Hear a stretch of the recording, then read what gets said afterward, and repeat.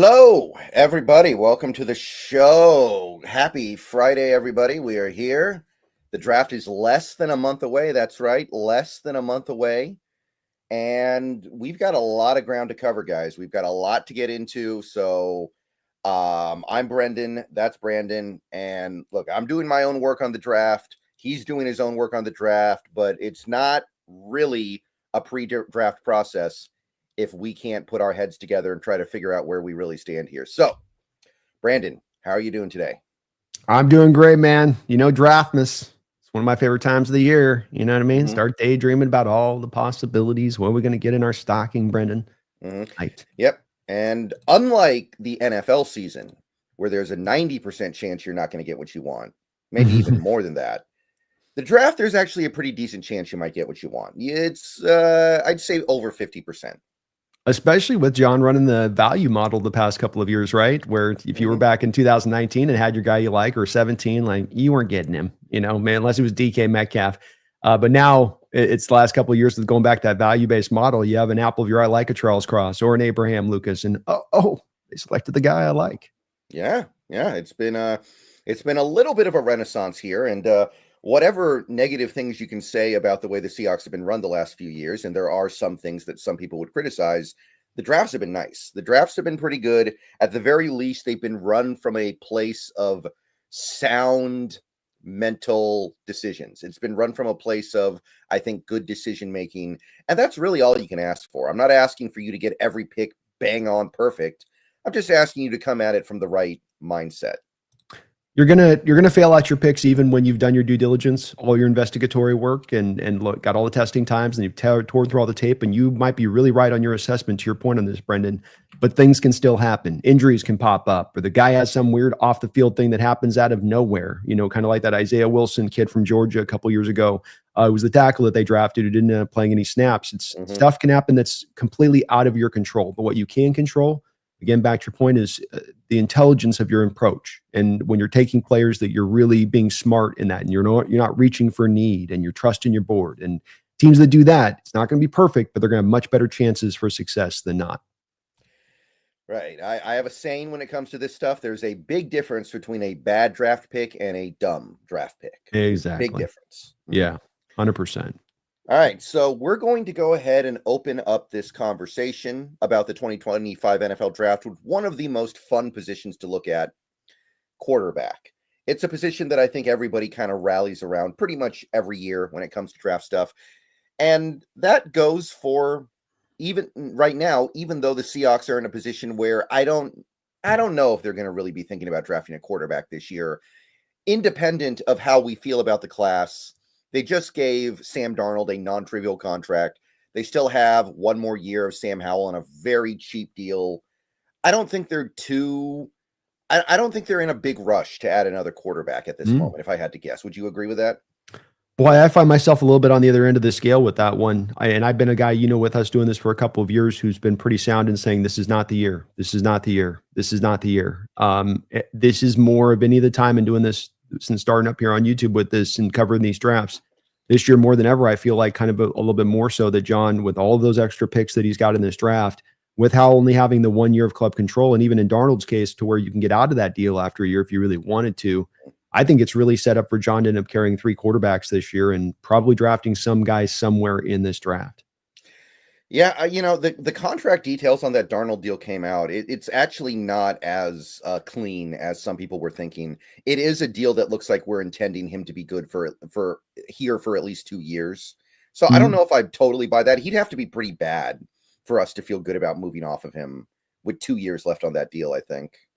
Yeah, it's a worst case scenario if you're going to move off of him after year one, and you're going to need a lot of money to do that. That's for sure. It's just that you have given yourself that opportunity to do it versus other quarterback contracts out there, where usually after the first year, there's really no way, no way, no how you're getting out of that deal at all. There's no way. And with eating the dead money in addition to this, well, yeah, it's like $20 million of dead money.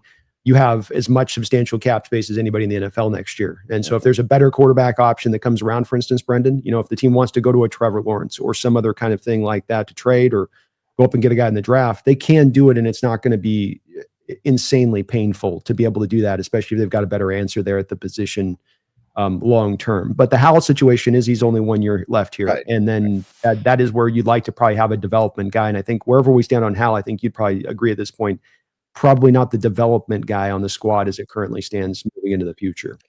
Yeah, and there's zero dead money if you move off of him, by the way, because there's no bonus left. It's all base. So if you did decide to release him, you would have there would be no issue with that. There would be no financial obligation whatsoever. So that's very possible.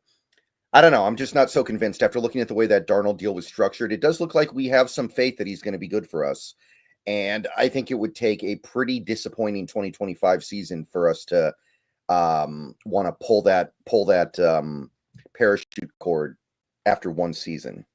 Yeah, I agree. I think the intent is totally here for him to be. I mean, obviously they'd like the intent for him to play through a whole contract and outperform and look great. But I think that the general intent is that he's going to be here through at least the 2 years to give them that time to get to that next quarterback of the future. I can definitely see that being, the case. But I do think it's a little bit also a separate situation where you have the Darnold and then you have the quarterback of the future thing. And they're kind of two different separate things to me where, they're open to probably having Darnold be the long-term guy. But I think they're also going to have to be, don't you believe as well in this, probably swayed a little bit with this one, right? Like bridge quarterback, you're kind of getting through to get through. It's great if it can work out, and there's some chances here for it to work out. But I don't think that the team's looking at him like dead set of this is our way into the future on that.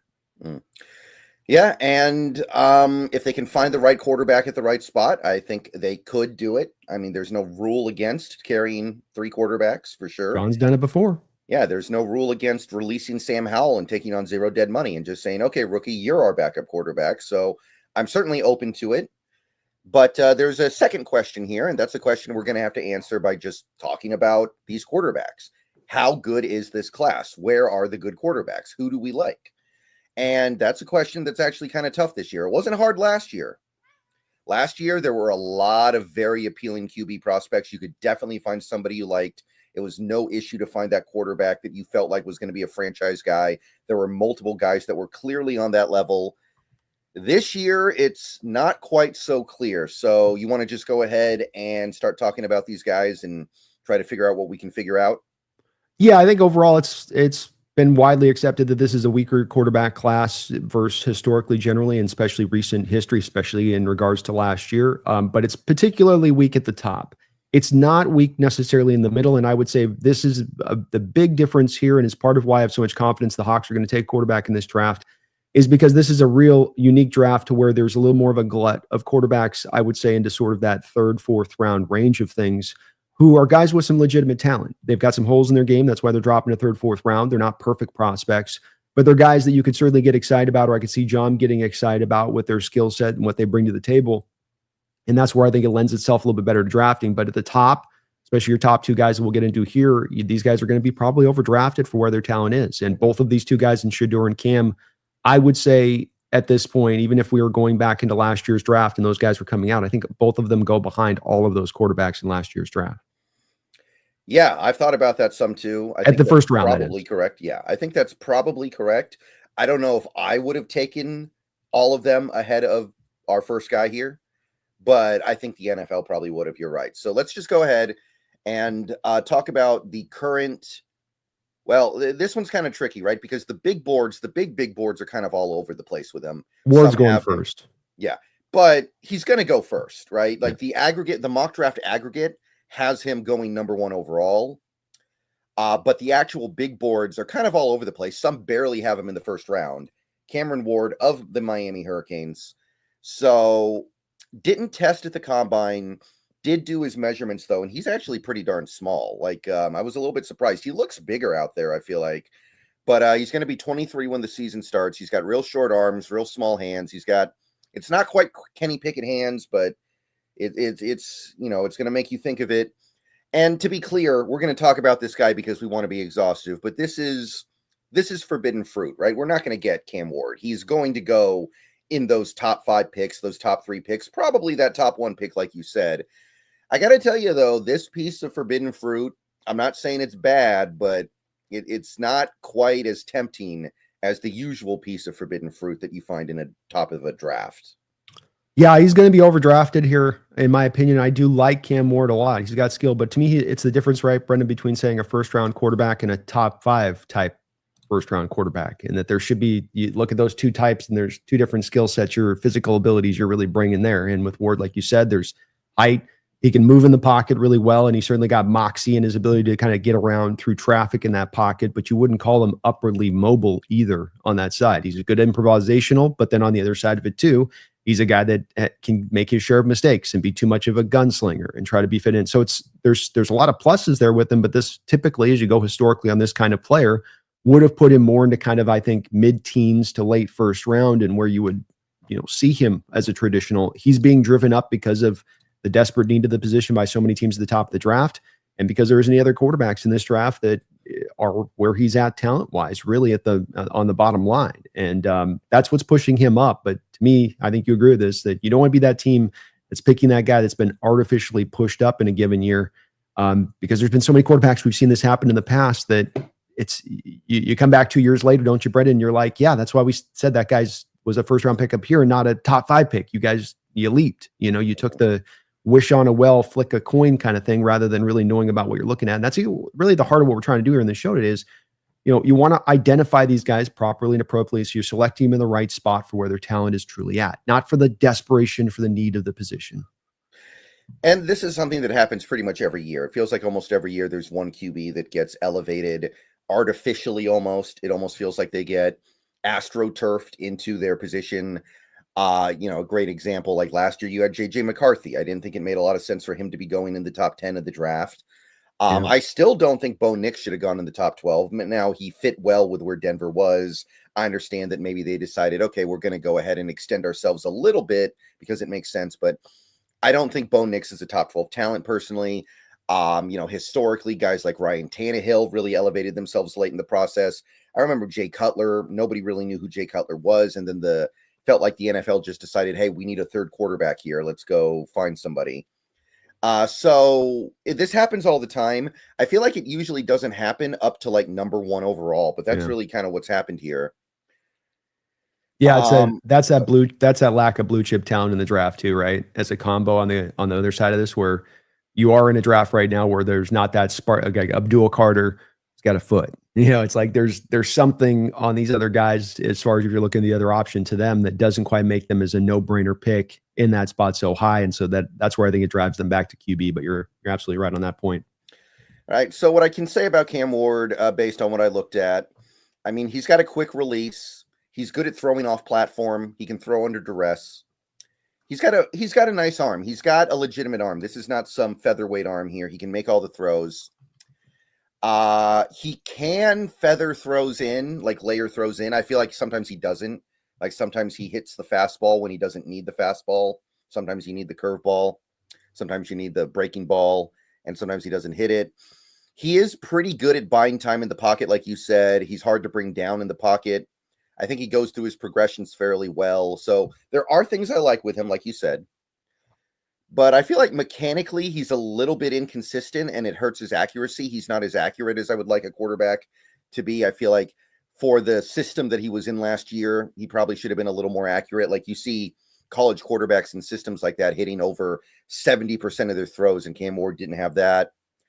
And he's got some absolute Brett Favre type throws in him where he will just like be going across his body while running out of bounds and throwing it back to the middle of the field. And it's like, man, what are you doing?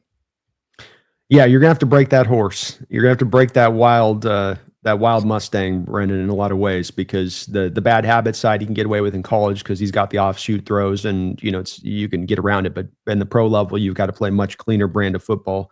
I think I agree with pretty much where your assessments are at with him, especially the Brett Favre stuff, drifting off the back foot, open your shoulders, just try to flick it out back across the field. Like he will do some wild stuff, and he is truly this draft's gunslinger. I don't think that there's a lot of guys in this draft I don't think there's one guy other in this draft that I would look at and say that guy's a gunslinger for the position. Maybe Tyler Shuck a little bit, but he's really that one guy in this draft that fits that mold and fits to it absolutely true blue purely.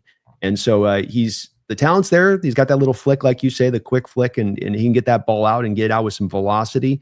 but the accuracy does come back to, I think, that gunslinger side of things. And like, I can make every throw and I don't need to be into my right setup, and I don't even have my shoulders right, and I don't need my feet right. And I can just kind of make it happen. And it does get him into trouble at times. And that's going to be the key to getting that good side of him out of this player, is being able to limit down those throws where he goes a little bit too much off script.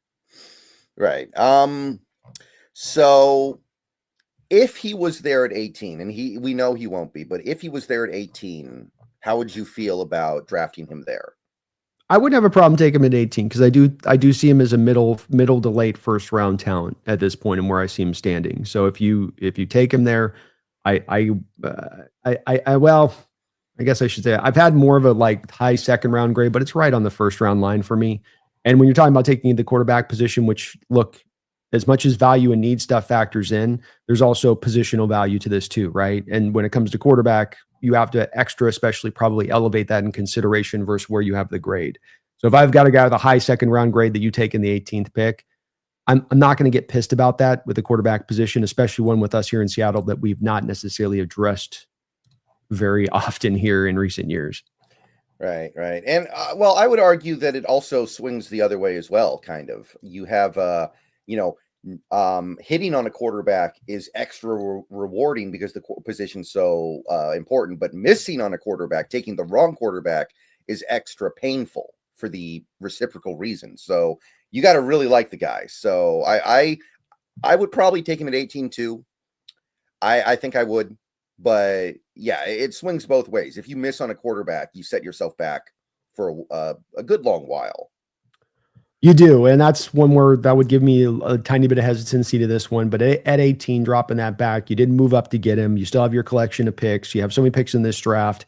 It adds up to me on that one where I can get, like you said, if you do hit on this one with the team that you're developing, building, that super defense comes along. You come back this year and you're like, oh my God, you had a Cam Ward guy going off, and like, well, we can pivot off that Sam Darnold contract because we're going to Ward next year and save the money and go with this other route, and we'll build up the offense now to get it up in front of Cam. You could set that stage, I think. Though again, he's going to be long off the board by the time we pick.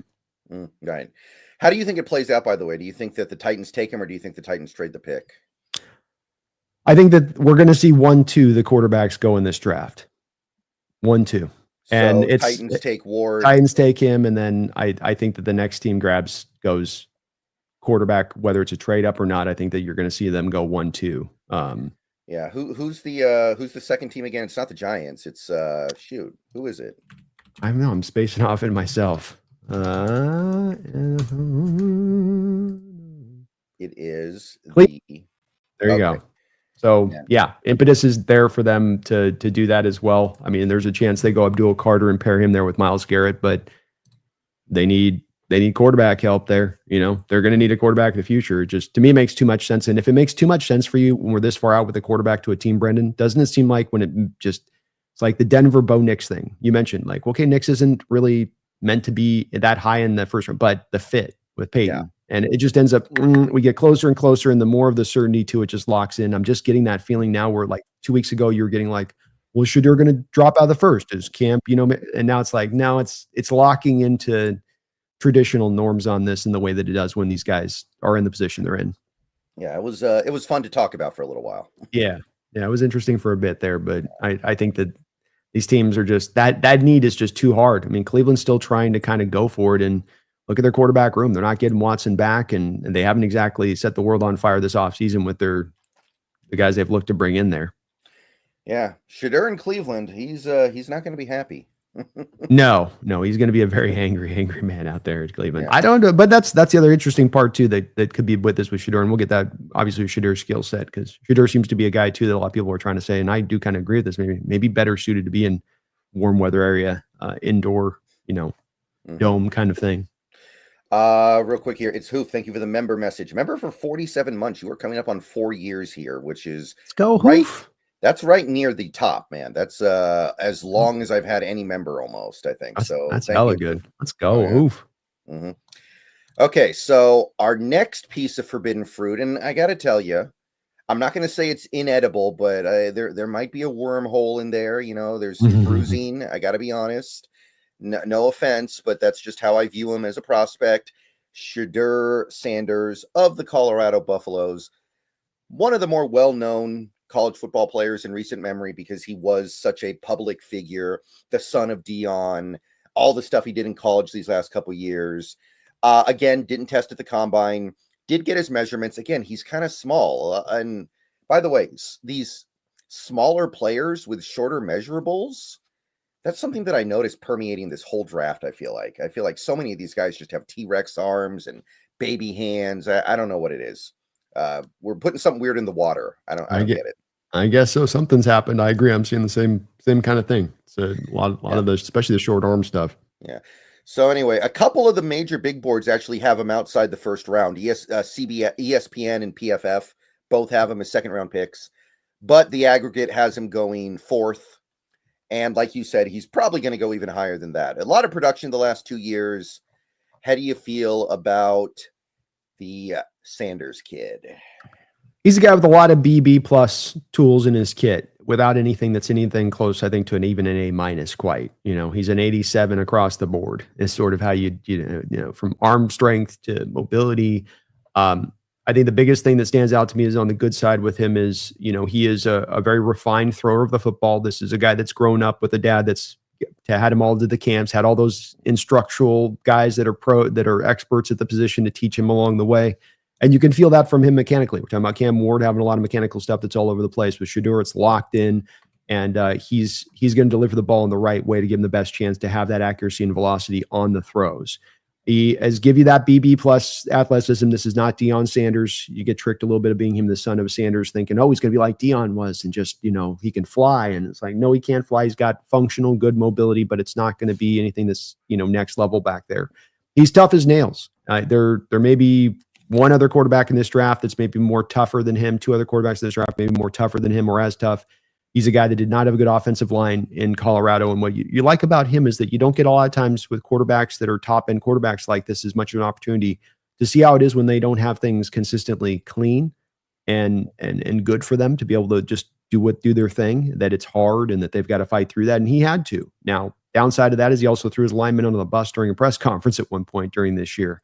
So there's a little bit of a question with him on, kind of with the mentals at times, especially coming from that Deion Sanders background with his dad, who was very, just a very much, and the guy was a good teammate, but there was definitely that me side to it, which you can get away with being a cornerback in this league. But when you start acting like that, if you're a quarterback in this league, that gets hard to pull off in a building and in a locker room. I think the one thing that is I do believe is a brass tacks with him, Brendan, is that with where his arm strength is at, and with being Colorado in that thin air, it doesn't show as much on his tape, right? Because you can throw in that thin air and it adds another 5, 10 yards on some throws legitimately. I mean, that's why Peyton Manning went to Denver a lot of ways, is to overcome some of his lack arm strength at the end. Right. I think he's got to go to a warm weather place or an indoor spot. And that's where, even though I am thinking he's going to go 1-2 here, that is the thing that I do wonder about with Cleveland and New York here about, okay, you're outside, winter elements, wind, is that going to fit as much to what he does? I'm not sure on that. So I do think that he's probably better suited to go to more of that kind of environment. Yeah, and where would that be? Like, I guess you could say Tennessee's kind of a New warm Orleans. weather place. Yeah, New Orleans. New Orleans would be the optimal, I think. Yeah, let me take a look here. No, not them. It's not great. It's not great if that's the way you're thinking about things, right? No, it's not.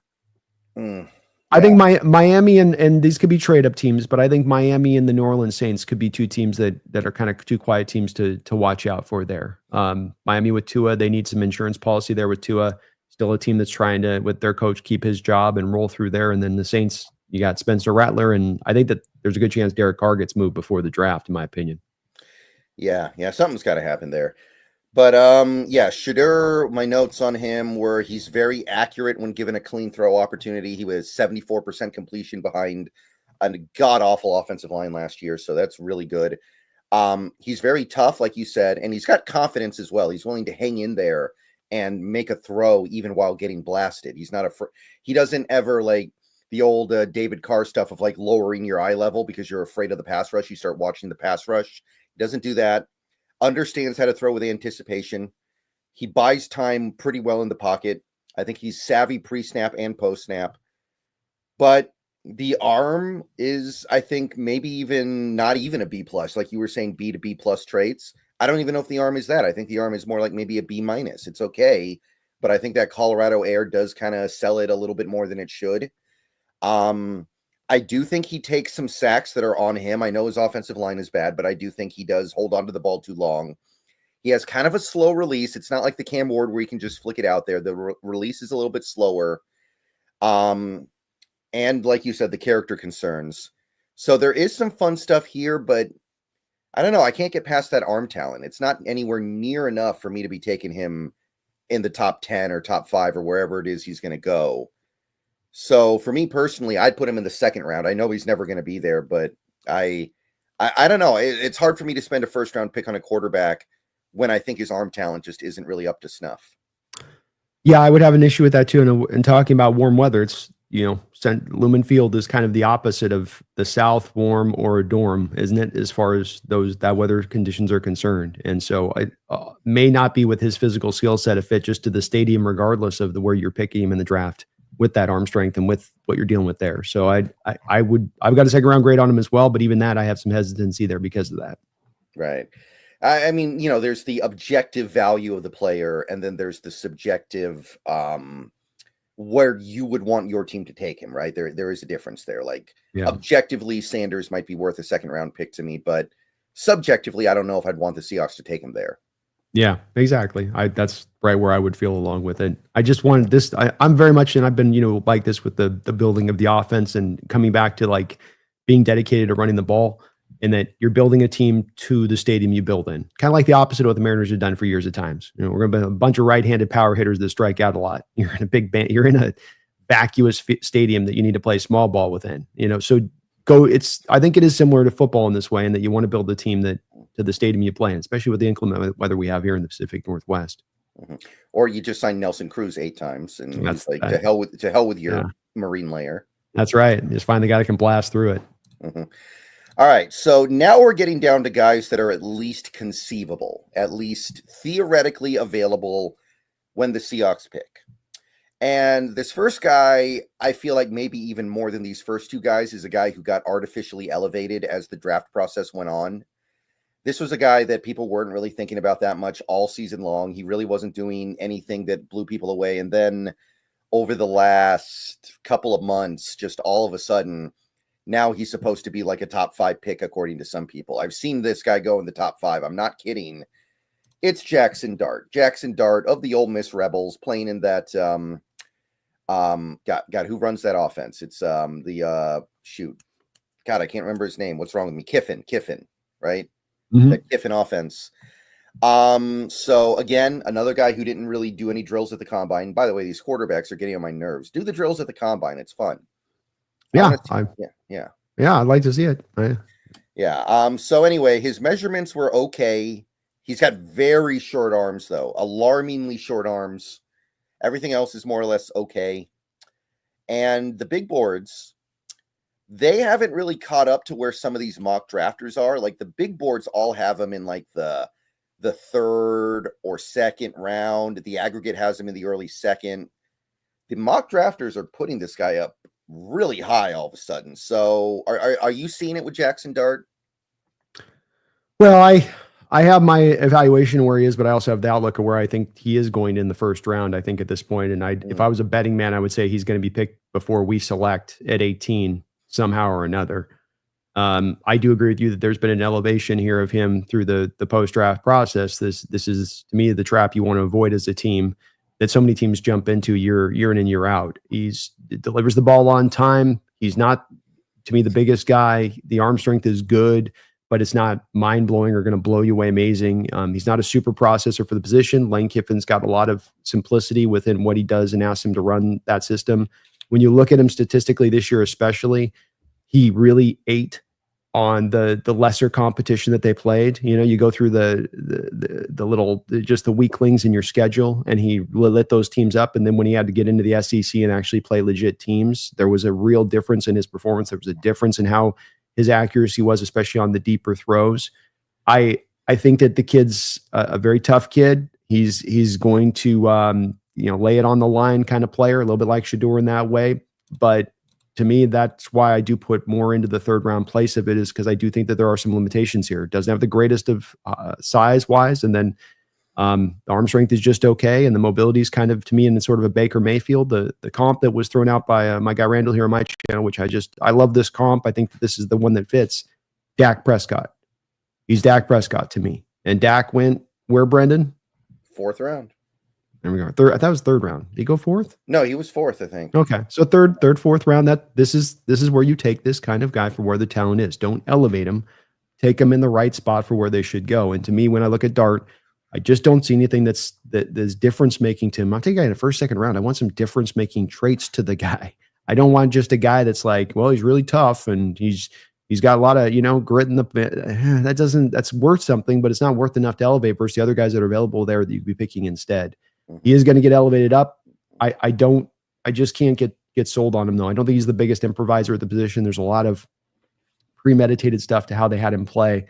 And that just makes me think that I'm not getting a guy that kind of jumps in, is going to hit the ground running, despite the fact that he's the 3-year starter. I'm going to have to kind of wait on him. And then I'm not really sure about really where the real upside is with him. Yeah. I don't know. It's a little like Matt Hasselbeck with the arm, right? And we make this comp sometimes with other quarterbacks too, where the short stuff and intermediate stuff, he can put zip on the ball. It's cool. It's fine. He can zip it in there, short, intermediate. But once you ask him to actually like launch one, it's going to flutter. It's going to take a while to get there. He doesn't have that kind of arm, I feel like. I think that's like kind of the comp here, Matt Hasselbeck arm.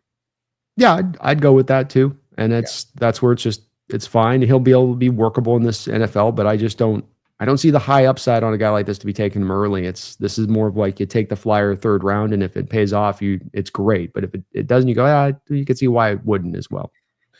Yeah, I do think he's more accurate than Dak Prescott was. I remember Dak wasn't the most accurate quarterback coming out. I think Dart is a little more accurate than that. He's not like fast, but he has good mobility. He's run for about 900 yards combined over the last 2 years. So there is that ability to like go get yards with his feet, even though he's not really fast. And he's good against man coverage, but I don't think the arm is anything special. The deep throws really just flutter on him. And he's not really a great anticipatory thrower. Like you look at somebody like Joe Burrow, he's overcome his lack of arm strength by being the greatest anticipatory thrower in football. I don't think Dart has that. Like Dart really struggles against zone coverage in my estimation. And I don't think he handles pressure that well. I think when you get pressure on him, he just kind of melts. So, and then you have the fact that he might be a system quarterback. He might be another like Ken Dorsey type, somebody who just benefits from the system around him. And I'm like late round 3, and I can't really go higher than that. Yeah, there's good stuff with him. I think those are all fair critiques off what you're seeing with him. And I mean, the mechanics are okay. They're not brilliant, and there's nothing that just really jumps out to me in his game that is for why he's being kind of elevated to where he's being elevated. I also don't think he's the biggest of anticipatory throwers. That's where we get back to the premeditated stuff, where it's like, okay, Jackson, you're going to go over here to the slant route. And then he's looking over, okay, I see it now, rather than you sometimes throwing it into a spot and letting his guy go get it to that place of things. Definitely shows up on the deeper throwing stuff where can't quite get that as well, always into the right spot of things. Sometimes it looks great, sometimes it's not. It's just not consistently there all the time. And something I'd like to see if I'm looking at the guy as a top-end prospect. Yeah, and I know some Seahawks fans really like Dart. I know that Dart's been very popular in my comment section, but I just can't do it. I don't see it. I don't either. And it would be a 3rd round for me if I did. I'd be okay at that point of it, but I want to be excited about grabbing these guys, not like, well, we were so sold on them that we decided to go 2 rounds earlier or a round earlier. I don't think that that's the pathway to drafting success. Pegizi, thank you for the $5 super chat. 1st O-line, 2nd O-line, 3rd O-line / D-line, 4th Riley if he is there, 5th wide receiver. Salute, B-Dog. Hey, well, I'll tell you. You too, BGZ. Thank you, man. Yeah, I'll tell you. Schneider's put us in a place where we really might have to go triple up on the offensive line like that, because that is the one place he did not touch. So maybe. Well, on the P to your point on this, it's if you don't, you've already taken this as far as you can take this to hold off as long as you can take it to address it to Brendan's point. And if you don't, like, you're talking about a walking catastrophe of a team potentially. if this is not addressed in a major way. And so I'm expecting 2, but I got to be honest, BGZ, if they went 3 out of their first 4 picks to offensive line with what John's done this offseason, it wouldn't really be that shocking to me at this point, and I could probably nod and go, I get it. In fact, I could probably be even in favor of it in the grand scheme of things, because I want this offensive line to be a strength. I want it to stop being, say nothing, just being the big weakness of the team. Let's actually take it from there and get it to a strength of the team, if that's possible. And I'll tell you, rookie offensive linemen have problems in this league, even the good ones. Like that, it might still not be enough. That's the thing that frustrates me. You had the opportunity to add at least something in terms of like a veteran starter, and you didn't do it. Well, neither you nor I wanted to be here. Neither you or I said this was the pathway to go. This is where we land at, though. I agree with you. This is not the ideal. This is not, you don't want to walk into a draft having to address so many needs like you're having to here. 3 interior offensive line spots, basically all needing one way or the other to be addressed. I know people love Christian Haynes and LeMay, but you can't count on that. Not if you're trying to avoid the catastrophe, because that's what you've done in the past, is count on the guys that haven't given it to you on the field or shown it to you on the field, but by their draft status or by your pre-draft evaluation of them 2 years prior, they'll get there. They'll get there. Don't want to operate that way. You need to get a little bit more certainty, but there's no way around it. We're going to have question marks up front. It's just kind of the way it's going to go. Yeah, and seeing Tevin Jenkins sign for $3 million in Cleveland, I'm pretty sure you could have pulled that off. And I know he has injury problems. You can't tell me, like, you could sign Tevin Jenkins for $3 million and then he could like break every bone in his body tomorrow, and I'm still not going to be that upset about it. At least you tried. I don't get it either with that one. I mean, the medical thing must have just been overriding to a huge degree, where his back just looks like an 80-year-old geriatric patient. That's all I can think of here. But it didn't make any sense to me with the money that came out either on this, with how big of a need it was, what it would have allowed you to do to feel at least a little comforted in coming into this draft, like you say, with some stability on that interior of the line, which you just don't have at all right now. And John's been very odd in his approach, but he's been like this for years, and it's just he's very stuck in this particular mode of I am not going to overpay for linemen. I don't think that they're worth it, and maybe eventually it'll pay off for him. Did you see the radio interview where he talked about getting accosted in public by the fan? Yeah, that's that thing I've said where it's like this isn't just merely a point of like, this is a hole in your game. This is a hole in your game that the entire fan base has noticed and is just screaming about for years now. Not for like it's been a 6-month problem, but for years they've been blasting your ears off on this, and it's now reached to the point where people are like accosting you in public. It's like, what more do you need to have smacking you in the face to realize that you need to stop doing what you've been doing in the past in regards to this specific thing? Not everything else, not your whole general manager game, just this thing here as your approach to the offensive line. And he will, he's that petulant child, Brendan, that's like, no, you can't, nothing you can do to get him to force him to do it. He just will not. Right. Dogzilla, thank you for the $5. Have you looked up Schmagetti, the QB prospect JS mentioned with Wyman and Bob? This one I don't know about. I think I need to be filled in here. I don't know what Schmagetti is. Is this like a Key and Peele skit? I don't know. I'm not aware of a Schmagetti. So I've hit my quarterback scouts. I've looked up the guys I'm going to look up. I'm not adding any more onto mine at this point. So yeah. So thank you for the super chat, Dogzilla, but I don't know anything about that. I don't know about Schmagetti. All right, here's a guy I do know a little bit about, though, and this is another guy who is currently projected to be a second-round pick, although I think there is tremendous volatility with where he could go. Tremendous volatility.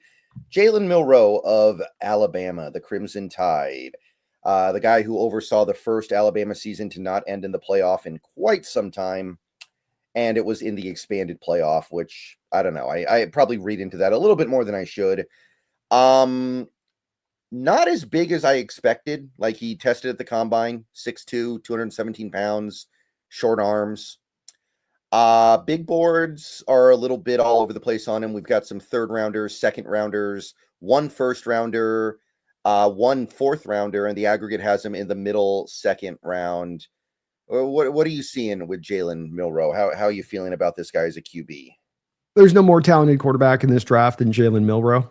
Ran a 4.37 at his pro day. The guy can fly with the ball in his hands. He's a dynamic runner with the ball in his hands too. So he's comfortable, shaking guys in the open field. And there's no doubt in that. Arm is very, very strong and powerful.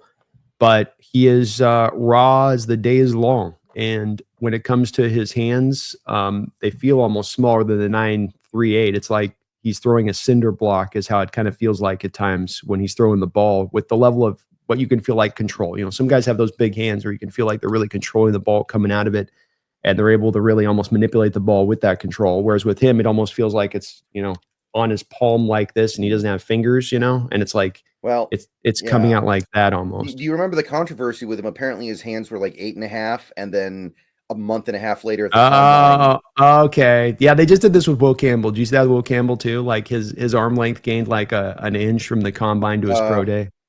Yeah, so people are a little bit suspicious. I did put the combine numbers up, but apparently his hands grew like 7/8 of an inch over a 1 month span. And I don't, it looks small on tape to me, Brendan. That's all I'm going to say. It looks like that it's in his little palm, and that he's got, you know, very little spatial area on the ball itself as he's throwing. And I mention this because it's just the accuracy and the way the ball comes out of his hands with the duckish nature to it. I think these things are always going to be things that are going to hold him back a little bit as a thrower of the ball, that there's really no development that gets you around that. And then when I come to him as a processor at the position, are there times he can process? Yes. But by and large, when you watch the tape, he's really struggling to process. He's really struggling to put the ball on time to the right spot. There's throws like the Senior Bowl throw he has where it's like, it's a 2-yard out-cutting route. I mean, it's as short and as easy a throw as you can get, and he dirts it. I mean, you can just, the simplest stuff he can make look really, really hard for the position. And the talent's there, but I really would more, if I'm being honest, I'd rather, if I'm taking him, I'd move him to a different position. I would. Yeah, I'm moving him to running back or tight end or something. I don't know. I'm finding something else for him to do. And he might be too small to be a tight end, honestly. I was a little disappointed with how small he is. I'd do him a fullback in this offense. I just make him Taysom Hill if I took him. Basically. So yeah, like he might be the most talented dual threat quarterback in this class, is the frustrating thing. He's got a cannon arm, and he's got legitimate agility and mobility in the open field. He can do some Lamar Jackson type stuff. It is frustrating, but I can't imagine him ever being a quarterback, period. I don't care how big his arm is. You have to be able to, first of all, you have to be able to layer your throws. I feel like everything with Milroe is a fastball. Everything is just firing it in there. He's mechanically poor. He regressed from 2023 to 2024 as a passer, I think, which is concerning. Like, he had 11 interceptions last year, even though he wasn't asked to throw the ball that much. For Alabama, like, that shouldn't be happening. You're surrounded by so many good players on that Alabama offense. I know it's not as good as it used to be, but you shouldn't be turning the ball over that much as a dual threat quarterback in Alabama's offense. You just shouldn't. Doesn't handle pressure. Poor decision maker, doesn't seem to have a good feel in the pocket. He'll get blindsided all the time on these sacks where it feels like he should be able to kind of feel the pressure coming. So yeah, I think he'll end up playing some other position that isn't quarterback, if anything, in the NFL. I don't like him at all. Yeah, I'm in the same place. I just, watching him play the position is really, it's a hard tape to watch for me, and I end up just coming away. It's a little bit like Ewers, where I just walk away being very frustrated and like, look, your ability, this tape should be way better for what you bring to the table. This should not be this bad, this rugged, and it just is. And Kellen DeBoer, you went there and you left Saban, who is not necessarily the most sparkling of offensive minds per se. And you had the freak show. Who's the receiver they had that wasn't Jeremiah Smith, but the other kid, Ryan Williams or something? I mean, he's out Ryan there. Williams. Yeah. You've got at least 3 draftable interior offensive linemen on that team this past year. CJ Dupree, a tight end, is a good functional tight end for them as well. So it wasn't like this was a year with Alabama where they just had nothing at all to work with as well in there. And you're right, he did take that little bit of that step back in the overall standpoint of things, especially at the end, man. It ended out brutally for him. He was not at his strongest in that final game, but maybe at his worst. Yeah.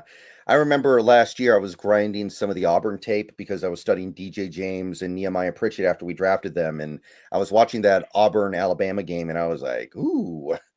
And that was 2 years ago. Like, he got worse last year, but even 2 years ago, I was like, yeah, man, this guy ain't a quarterback. No, and that's what that sound you made where you go, oof. Like, that's the noise you're making as you're watching the tape on these guys. Oof. Yeah. Oh, dude.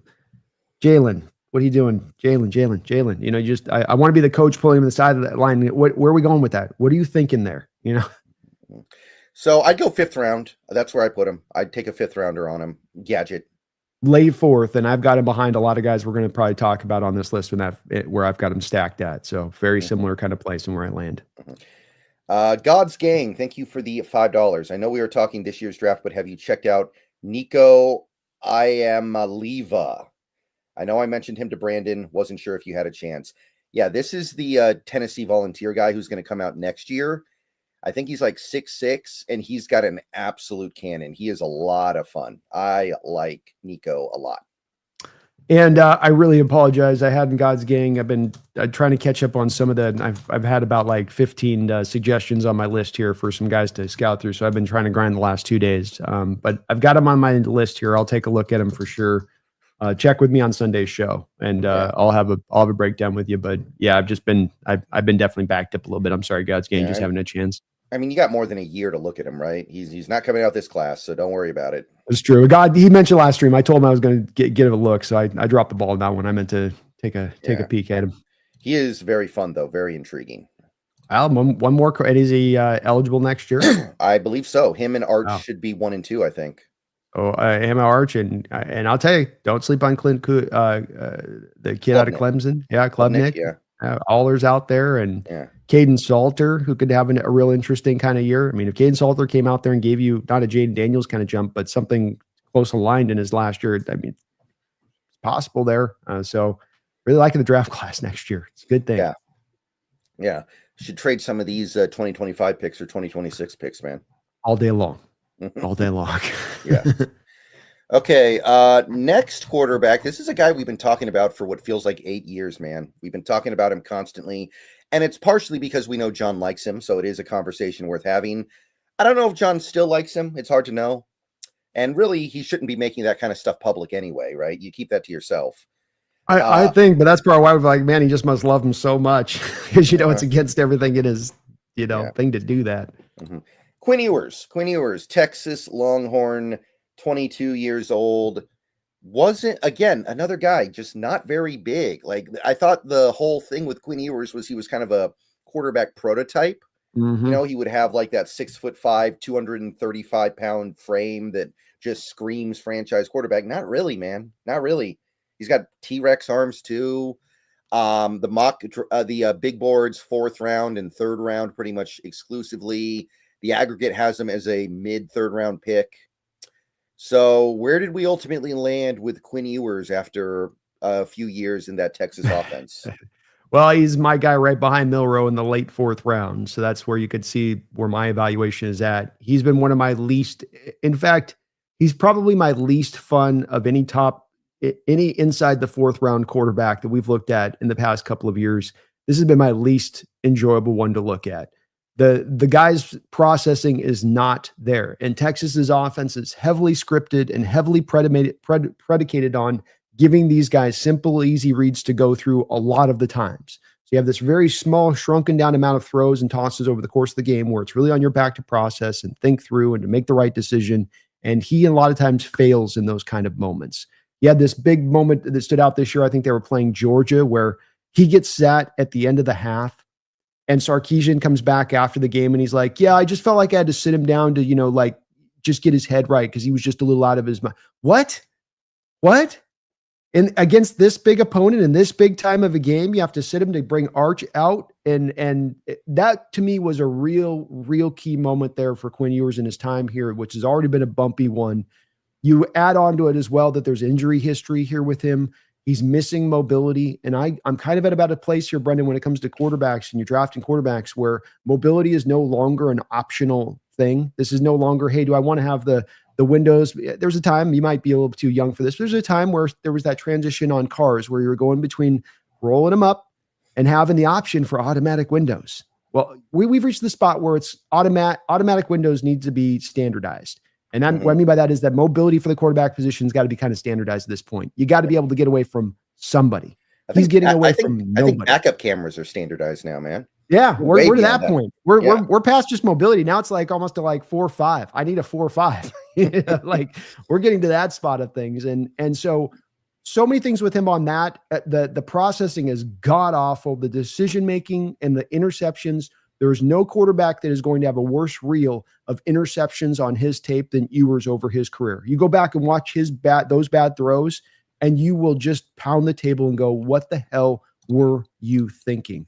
Even his pro day wasn't sparkly. I don't know if you saw his pro day, but he does the old move that Wilson pulled out of BYU a couple of years ago where you're round to your left, so you're going back across your body, and then you flick it out 50 yards down the field, a throw you're never going to make in a game, a throw we never get, but shows the arm strength. It shows how pretty a throw they make. He throws his, that thing is wobbling every step of the way before it finally gets to the receiver on the other side of it. I cannot say it enough that I do not want any part of Quinn Ewers, but it does seem like maybe John, especially them going in the 4th round where John's just like, I have to here. I mean, this is free money. I have to. Yeah, and I don't think the 4th round would be that bad. I wouldn't be angry about getting him in the 4th. It's whatever. I think you could probably do better, but I'm not going to be upset about it at that point. But, we got to talk about how this guy, he's got Isaiah Bond, he's got Matthew Golden, he's got Gunnar Helm. And by the way, to the funny people in the comments. Yeah. And real quick, to the funny people in the comments, it is pronounced Gunnar. It's not Gunner because it's spelled with an A. So if it's pronounced Gunner, he needs to change his name. I had some people messing with me because I said Gunnar Helm in a video, and I'm like, that's how you pronounce it. If that's not how you pronounce it, he's got to change the spelling of his name. It's his fault. You know the names thing, Brennan. People are honest about the names. I always try to. You guys gotta cut some slack. We gotta come up with 330 names. We gotta memorize perfect. They all got weird connotations and consonants and. But anyway, last year, so he's got Gunnar Helm. He's got, what's the name of the running back at Texas that's going to get drafted this year? I can't remember. Jaylen Milroe, thank you. And he still throws 12 interceptions. That's kind of dicey. That shouldn't be happening, right? You've got that much blue chip talent. Like, those guys I just listed are all going to be top 100 picks, except for maybe Blue, and Blue might be. I don't know. Did you mention Banks and Majors too? Yeah, Majors. There you go. Banks is going to be a top 1st round pick. Majors will be a 4 within the first 4 rounds. Center. Yeah. So to throw 12 interceptions in that situation is rough. And the previous year he was cleaner, but he's got 2 super blue chip receivers. He's got Jatavion Sanders. He's got Jonathan Brooks, I think his name was. He's had some choice stuff to work with here in Texas. And one thing I'll say for Quinn Ewers is that he has some high highs. Like when he beat Alabama in Tuscaloosa, he had another big win last year. Who was it? It wasn't Ohio State. It was somebody else big like that. So the highs are very high with Quinn Ewers. That's one thing I'll say. I understand he's got some leadership qualities that are nice, but he's got some really low lows as well. He's like, it's like plucking a guitar string. It just goes up and down, up and down, up and down. I think the big issue, and this is something that I think you talked about, he locks onto receivers. He locks onto his guy and is like, I'm throwing it here. I don't care if he's covered. So if you track his eyes, you're probably going to know where the ball is going to go. He's not a physical specimen the way I was hoping. He's kind of small, honestly.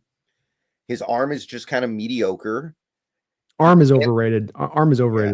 He gets talked about like Aaron. I've heard Aaron Rodgers comp put to him an arm talent, and I don't think he's anywhere near the vicinity of Aaron Rodgers. It's maybe another Matt Hasselbeck comp guy, another Matt Hasselbeck. Closer to Matt than he is to Aaron. Yeah. The injuries, I think he's gotten injured and missed time every year of his career at Texas. I think that's right. And he washed out of Ohio State, by the way. Isn't that just a little bit suspicious? It is. It was at a time when they were rolling so many quarterbacks through there. I mean, Burrow had this happen at Ohio State too. So it's not necessarily, but then Burrow at least went to a different college and balled his ass off, as opposed to Ewers who did not do that. So to your point on it, but it is an indication, at least wasn't able to beat him out. I mean, it is an indication there. All right. So I'm 4th round on him. I'll take him in the 4th and not feel too bad about it. But yeah, he's gotten less appealing with each year that has gone by, which is weird because he makes the playoff every year, but I liked him a lot more 3 years ago. Yeah. One part, I'm okay with 4th round too. One thing that stands out is he is 22 years old. So you are getting a guy that is still very, very young, and maybe that light bulb still has a chance to go on with this guy at that age to where it can kind of come on. But late 4th round, I'd be fine with him at that point. Okay, so this next guy. I'm going to have you hold up. You go ahead and start off with it. I'll be right back. Just real quick. Okay, no problem. All right, so this next guy here is a little bit atypical in this class, and he's kind of a prototype in the old-fashioned way. He's kind of a throwback to a 90s quarterback. It's Tyler Show or Tyler Shuck. I've had some people tell me his name is pronounced Shuck, but it looks like it's spelled show, so whatever. Louisville, 25 years old when the season starts, so he's one of the older draftable prospects in this year's draft. 6'5". I think he's the only 6'5" quarterback that's going to get drafted this year. So he's got good size. Otherwise, he's not really big or anything like that, but that 6'5" stature is going to make you think of like a traditional franchise quarterback.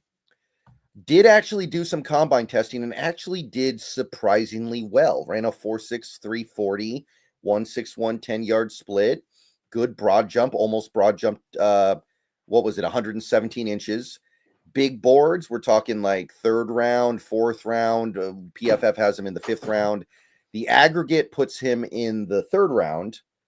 So there's a pretty decent range here.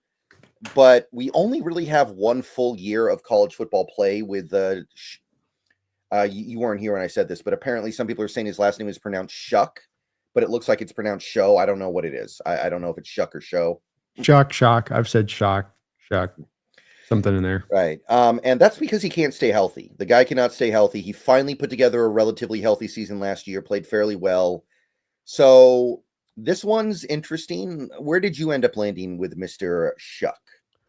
He's risen up my boards as well, really high. I don't think that I'm going to go as high as where he's starting to be talked about as being a guy that, I mean, he's even getting some first round discussion right now. He might be even has overtaken probably Jackson Dart as your fastest riser in this draft from where he was set to go maybe about 2 months ago.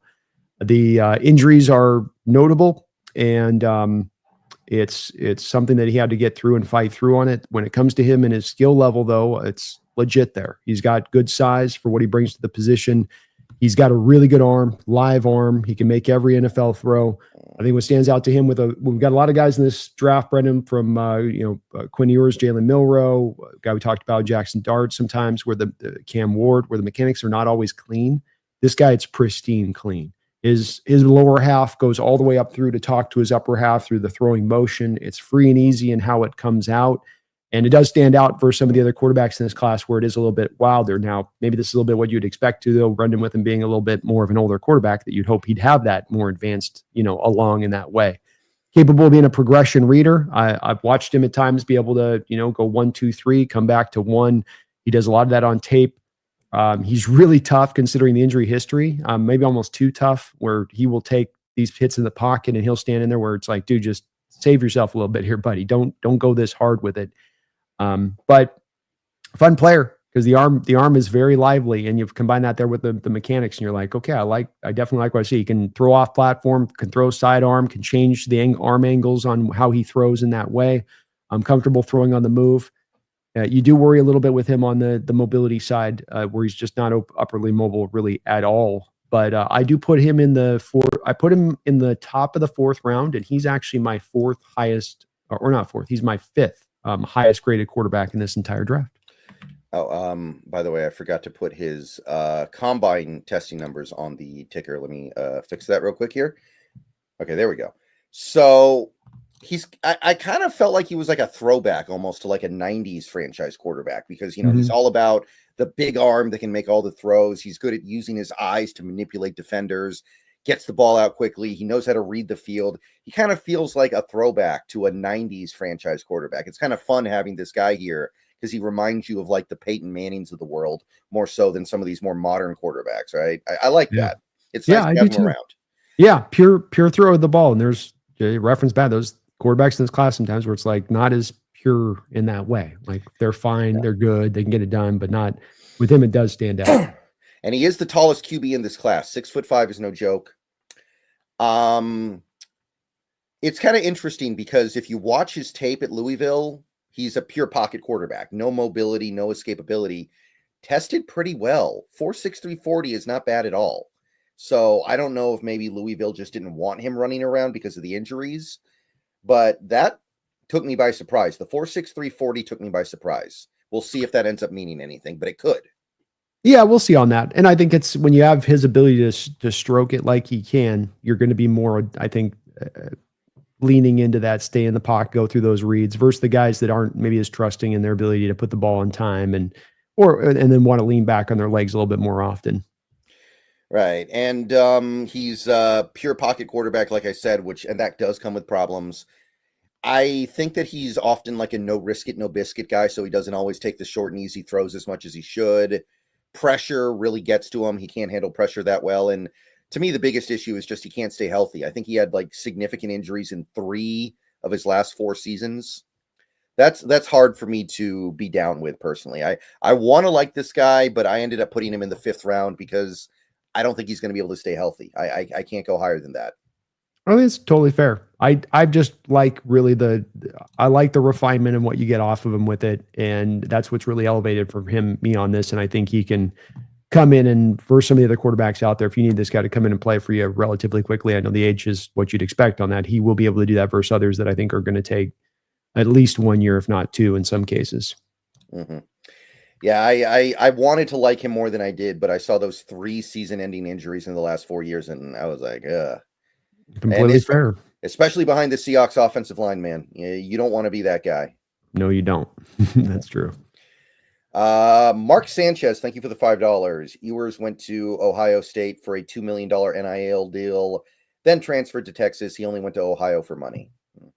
That's kind of was my impression of it too with the Mark, and that's definitely an indicator, right? Like John's talked about this, and I think this is something to watch these new prospects in the NIL.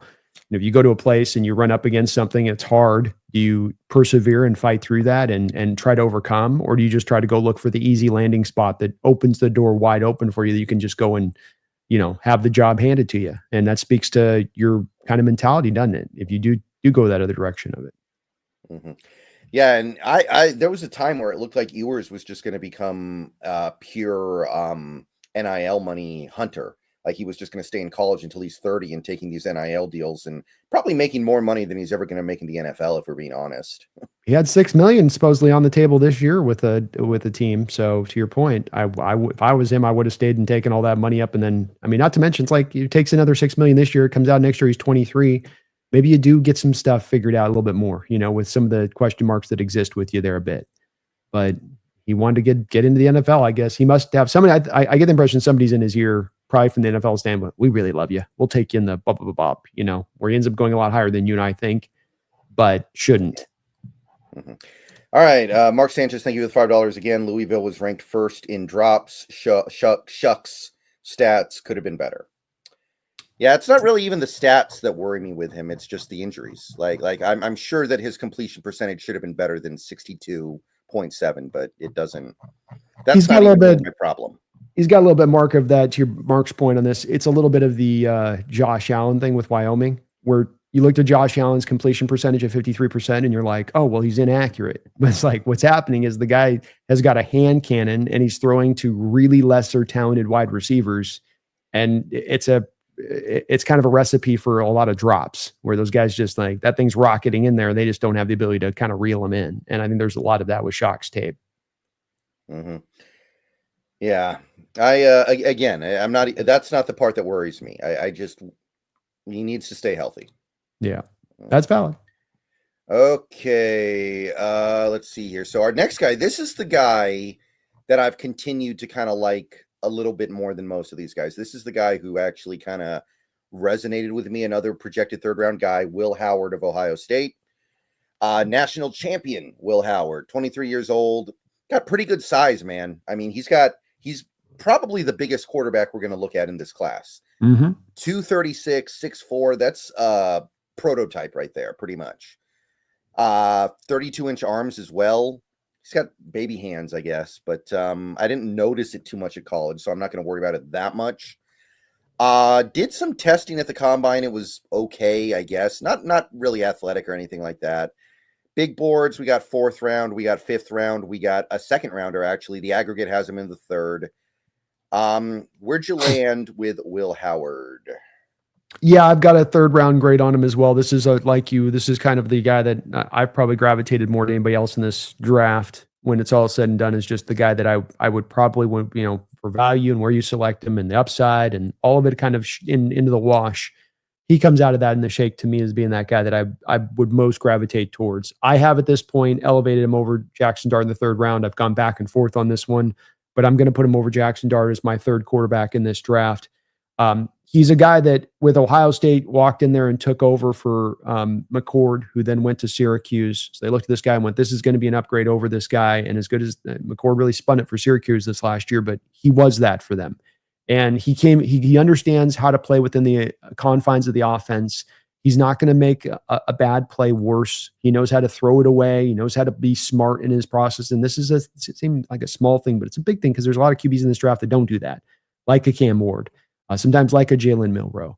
So being as safe as he is with the ball, this is why they got that championship, is he was able at a lot of times, even in close games, to avoid that major mistake while still making the good, competent throws mixed in without.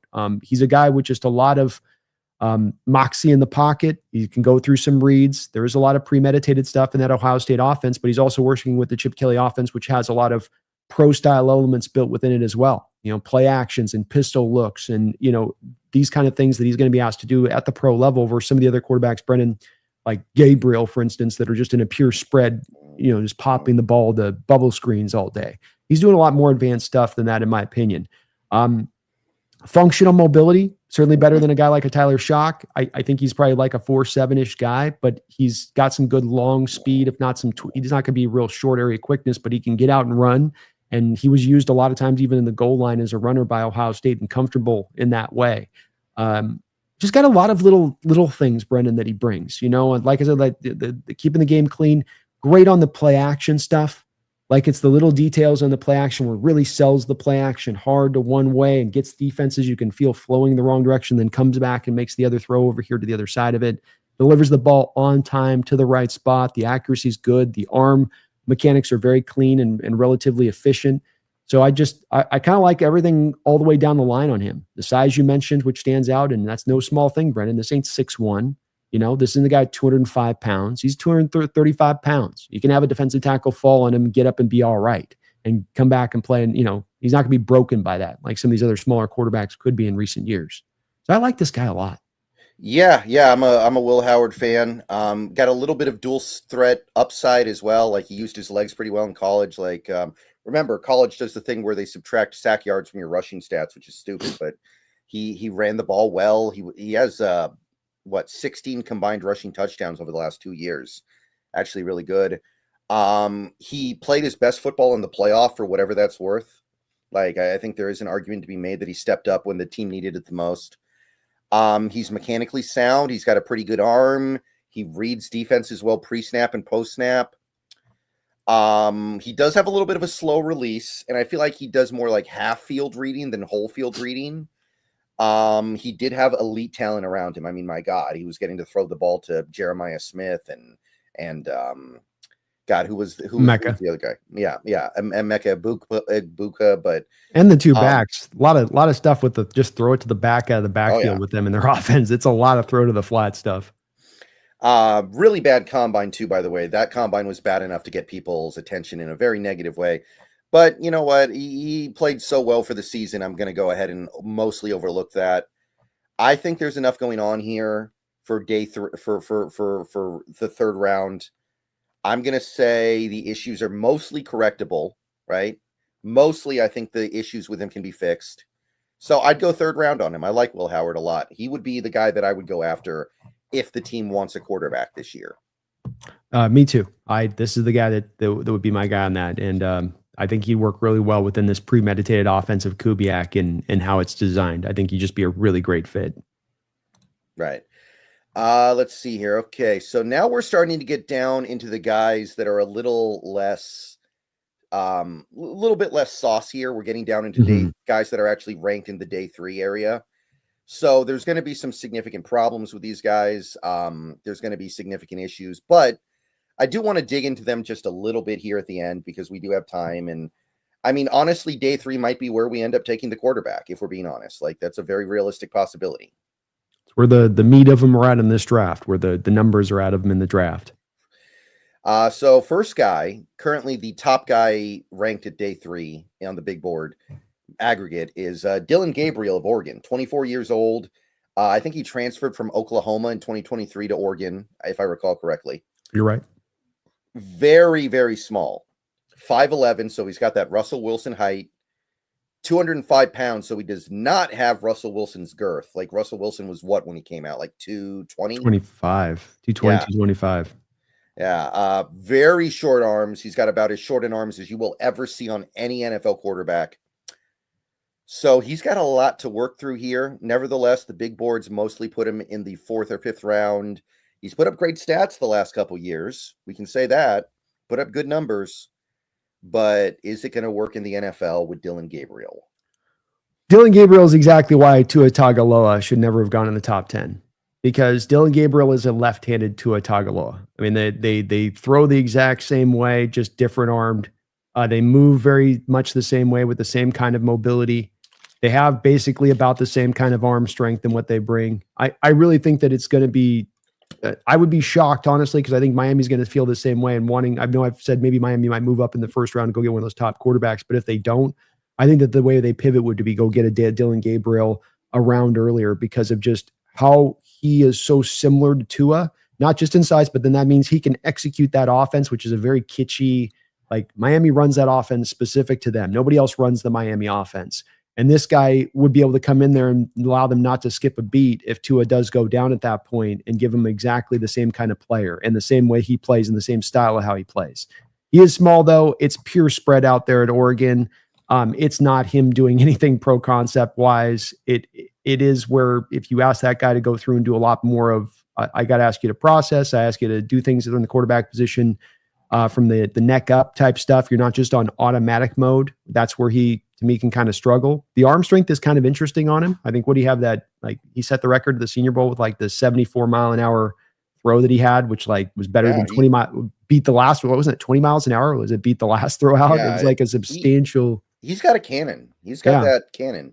Yeah, he's got that cannon, but it's that Tua delivery where it's like, how do I, how it is with Tua where it's like, maybe it's just the small arms. Maybe that's it, but it's that thing where like, it feels like the arm ain't going back all the way, but it is. It's just, it's that small. It's the same kind of throwing motion, but coming from the left-handed side of it. But he can deliver the ball in the right spot. It comes with a little bit of pop to it.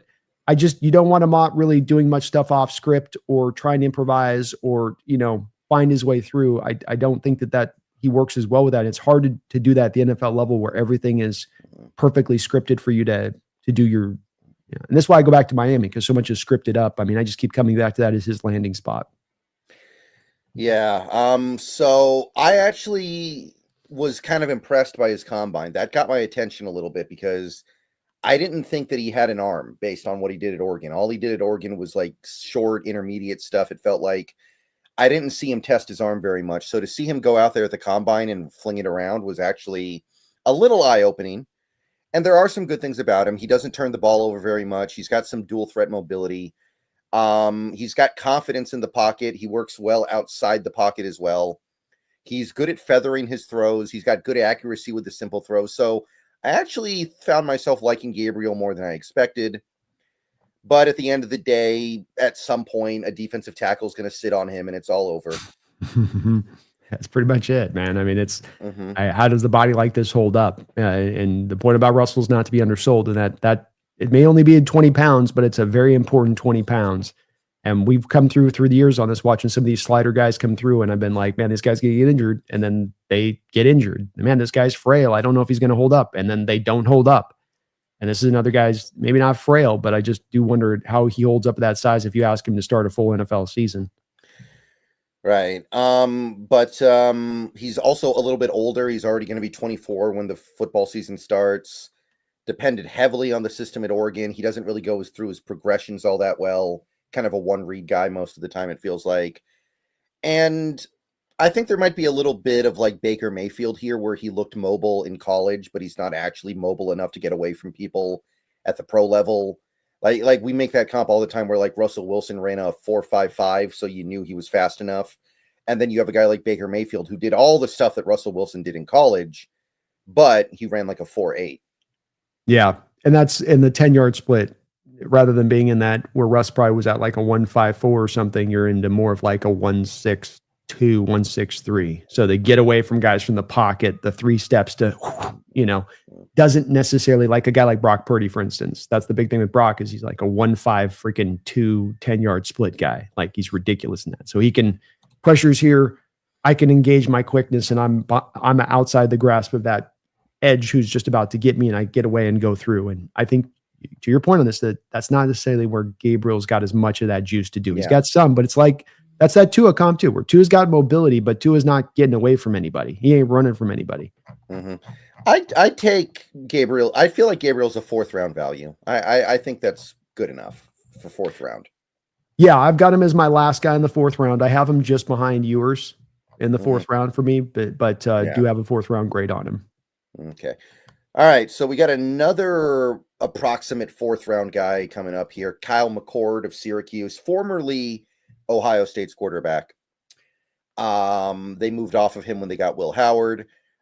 Pretty good size for a quarterback, 22 years old, kind of short arms, but not critically so. Big boards. We got 1 3rd rounder. We got a 4th rounder. ESPN hates him. They have him down in the 7th. They really don't like him very much. But how do you feel about Kyle McCord?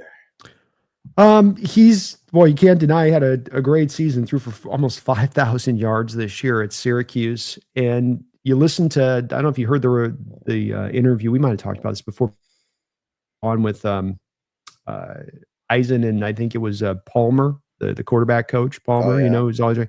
And boy, Palmer talked about this guy. Like he was talking about how they put GPSs in the ball tracking on these prospects, and this guy's spin rate and velocity, and like it was all like off the charts testing for them on that side of it. And it just blew him away. I mean, the interview alone almost had you like sold on wanting to draft the guy the way he was talking about him. I think the arm strength is just a little bit better than look at the situation of him moving on to Syracuse from Ohio State. And I think that there is something to that a little bit. And why did Ohio State want to go to Howard versus you? Why didn't they just stay with you? And in that case, they went to Howard and got a national championship. The decision for Ohio State was seemingly smartly applied for them going here. And I think that they saw that the arm talent was probably similar between the two players, but Howard had the more mobility to his game. The kid can spin it. He's a really good processor for the position. He's played a lot of college football, not a super old prospect. Just, you don't have any mobility, and the arm strength's maybe just a little bit better than average on the grand scale of things. Size, good enough, but that all kind of shakes out in the wash to me of being a guy that's probably into that, again, 4th round range. So I do have him just behind Tyler Shuck because I do think he's got legitimate arm talent versus some of these other guys in the 4th round there are some questions there with an Ewers, Tamir, Dylan Gabriel that we just talked about. But love him also on back shoulder throws. Great on those kind of throws. He can throw it just on the fly and just bam, pick it out and go. So a real heady player in how he plays the position and able to do some kind of extra little things in how he plays it where it's not all perfectly got to be on script for him to go. I like those aspects of him. It's really the lack of mobility with him and the arm strength being just more closer to the average than upper end to me that puts him in the 4th round for me. Yeah, I put him in the 4th round as well. I like the fact that he maintained his productivity going to Syracuse from Ohio State, which showed he wasn't just a product of, the Ohio State talent. Decent arm, decent size. He has experience in pro-style offenses, which is great. He's actually got experience doing pro-style stuff. He handles pressure fairly well in terms of being able to get the ball out, not so much with his escapability, but yeah. Yeah, he's got that quick delivery, right? So like he feels the pressure down. He can just kind of Marino-like just and suckers out. Yeah. It is a little bit concerning that Ohio State got rewarded for pushing him out. You do have to, look at that for a minute there. He isn't a great anticipatory thrower, I don't think. I think that his ability to anticipate who's going to get open where and when is not ideal. He does have a little bit of hero ball in him, does occasionally turn the ball over more than he should because of it. And like you said, not much mobility. So I could see him being like more of a traditional quarterback prototype. And I think he's worth a 4th round pick, but he's got some stuff to work through if he wants to make it. Yeah, I just saw with him and Shuck kind of similar stuff, even though there's differences between them on age and whatnot, being that these are just, what'd you say, kind of traditional NFL throwers like you were talking about before. These guys are like 90s. Like they're a little bit like that. I do think that you want to have mobility in quarterbacks now in this day and age. And these are two guys that would be that at the forefront. But with that said, when you get into the fourth round, I'm willing to still go back to traditional norms for a guy that sort of checks off all the arm talent boxes in that way in the fourth, because the fourth is just such a spot where the value is so good if it hits. And you're not taking much risk from a draft pick standpoint to grab a QB there. Mm-hmm. All right. Let's see here. Jordan, thank you for the $5 super chat. What made Russell Wilson a third roundish prospect? I can't remember what was being said about him. Well, this one's actually pretty simple. There was a saying at the time that if not for this one thing, Russell Wilson would have been a top 5 pick in that draft. And that one thing was height. He was short. Yeah, and, Jordan. Sorry, go ahead. No, you're good. And I think that's basically the long and short of it. Brendan's got it on this one, Jordan. This is exactly it. It's really just down to the simplicity of this. I know sometimes there's stuff there's a lot of extra reasons for this or that, but when it comes to Russell Wilson, the NFL looked at guys that were below 6 feet tall and they said it can't work. Drew Brees was the one guy at that time that had made it work. Everybody else throughout the league, when you look, they were all 6'4", 6'5". In fact, there was almost more of a draw from the NFL at that time when Russell came in to be looking for the bigger and bigger and bigger quarterbacks, not to be looking down for those smaller kind of cats. And so it was really just the NFL was really black or white on this, where if you're that size, you're not going to be a starter in this league. No way, no how. It's impossible. Mm-hmm. Because everything else he had, Jordan, he had the arm strength, he had the mobility, he had the college production. He was a leader at college instantaneously coming to that Wisconsin program, becoming a captain right from the jump. Maybe arm strength wasn't like upper level, but it was plenty good enough. But it just comes down to, like Brendan said, it really is simple on this one. Just the height was one that teams just didn't trust with Russell on that. Yeah, it's the same reason why Richard Sherman barely got drafted as a cornerback. It's the, similar things. These talent evaluators live and they learn, and sometimes they need somebody to actually break through before they start to believe that it can happen. And to give people some credit with the Russell Wilson thing on this, because this is the part where, like, there's some guy in this draft that they've got a 5'11" like Gabriel. Gabriel's not 5'11", Brendan. Like, if you were standing next to Gabriel, you'd say this mother effer is 5'9". You're standing next to Russell Wilson, you'd say this guy's 5'9". You would not say he's 5'11".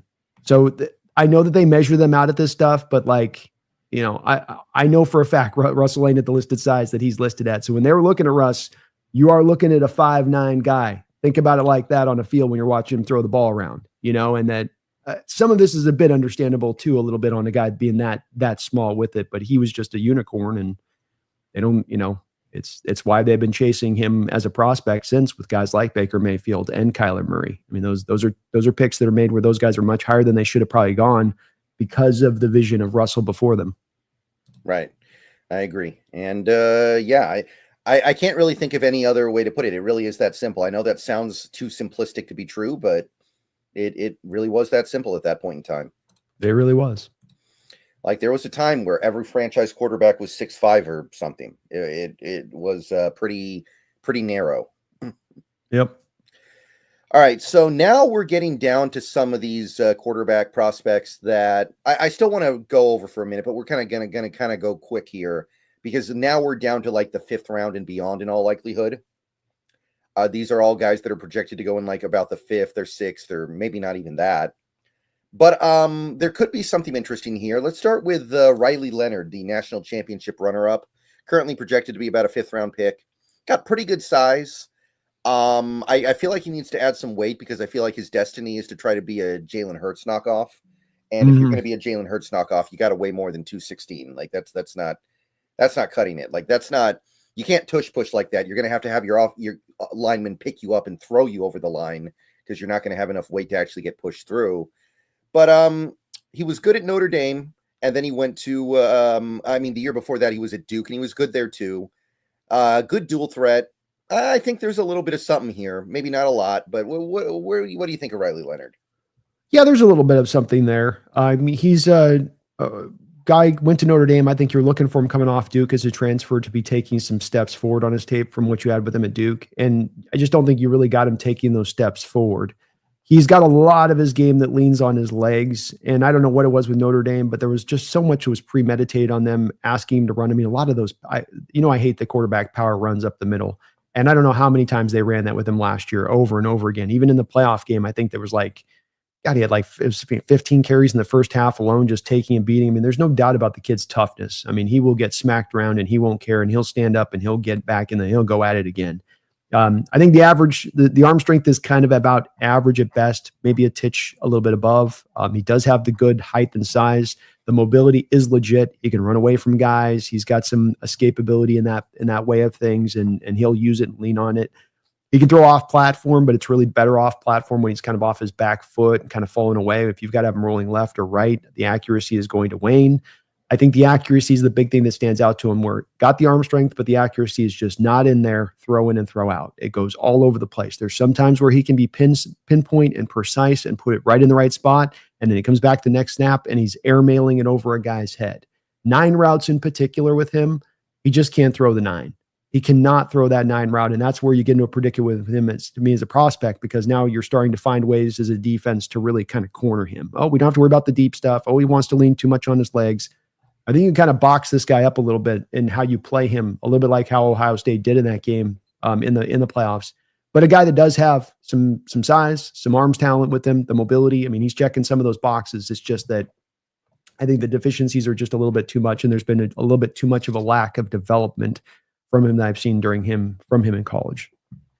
Yeah, I think that first drive of the national championship game where he got the touchdown, it was like I felt like there were like 9 power runs on that drive. Yeah. Him. It was like by the end of that drive, I think he was already on the oxygen machine. He was, arms bruised up on both sides, developing. It's Yeah, but 216, he's got to add weight. You can't be doing those kinds of runs at 216 and expect to get away with it. So got to bulk up a little bit. I do like his heart. I like his toughness. He's got the mobility and power to be a genuine dual threat quarterback. He's capable of making throws as long as they stay on script, as long as, he's able to just kind of hit his back foot and go. Doesn't turn the ball over a lot. And I did like his deep ball at the combine. And again, it made me think of Jalen Hurts, because Jalen Hurts, what does he have? He has the 9 route. He can throw the deep ball. He's not somebody who can make intermediate throws or tough throws over the middle, but he can hit those 9 routes. So that gives him an edge over other run-first quarterbacks. So if Riley Leonard can do that, he's got a chance, but not. But he didn't do it on tape. Right, he didn't. exactly. He did it against air in a stadium like that, but on tape it was bad. Yeah, his accuracy outside the short game is pretty rough. Doesn't throw off script well. Doesn't read defenses. Not an advanced thrower. So it's gonna be tough for him to find a way. I'd probably go like either late 4th or early 5th on him. I think that'd be okay if I needed a quarterback and I wanted to try the Jalen Hurts route. But I don't see it being overly likely at this point. We just didn't see the development, like you said, at Notre Dame last year, when he had some pretty decent things to work with. He wasn't playing at a small school with no talent anymore. Very true. It's very true. He had something to work with there. And funniest thing people said about Riley Leonard I've seen online with him is he looks like Woody from Toy Story when he falls down. Yeah, he looks like a Duke quarterback. It was very appropriate for him to be a Duke there for a while. Oh, yeah. Yeah. They have a great lineage there of awkward-looking quarterbacks. Yes, they do. Let's see here. Jordan, thank you for the $2 super chat. Is Seneca Wallace a fair comp for Tyler Gabriel? Gabriel's got a better arm, I feel like. But other than that, it's okay. I think Gabriel's got a better arm. I think Seneca was much more quicker and faster than Gabriel on that side. But similar quarterbacks and how it all comes out in the wash, Jordan, I'd say. Yeah. Seneca was a little more fun, I think. I think you could, even though he wasn't really a good quarterback, you could do stuff that would really annoy defenses with him. I don't know if Gabriel's going to be that way. Yeah, and Seneca was also a guy who came in at a time when this was before the Russell Wilson effect. And this was at that time where everybody was hardlined in their opinion that this kind of guy couldn't be a starter in this league at that size. And that was going to never give him an opportunity or a chance that in this day and age you would get. If Seneca came out in this draft, for instance, there very well may be a team that would have been willing at that point, but it's just a difference of age and time. Right. Okay. So I looked at 3 more quarterbacks, but they're all currently projected to be like 6th round picks or lower. So I'm going to ask you, do you have anything you'd like to say about Curtis Rourke, Max Brosner, or Brady Cook? Do those 3 guys do anything for you? They didn't do anything for me, really. I watched a little bit of Max Brosner, but there wasn't much there on tape to really dive deep, in my opinion. Rourke is interesting. He's, to me, the Hasselbeck of this draft a little bit in pure ways, but he has no mobility whatsoever. So, with him, he's just a guy that is a utter complete statue in the pocket. I don't think that that's going to play at the next level. And then with Brady Cook, he would be the most interesting of those guys, I would say. He's got a little bit of something there to his game. There's some arm strength and whatnot. But I still think he'd be more into probably a fifth, sixth round range of things when it's all, said and done with Brady Cook. Yeah, I mean, you're getting to throw the ball to Luther Burden. You should probably be doing a little bit better than what Brady Cook did last year. And Theo Weiss. Theo Weiss Jr. is going to be probably a fourth rounder in addition to it in this draft. And I'm on the Bows, your right tackle, right, on that. And well, let me see what you think about my player comp for Brady Cook. A smaller, more mobile Jared Goff, but with not quite the arm strength. So not like Jared Goff at all, really.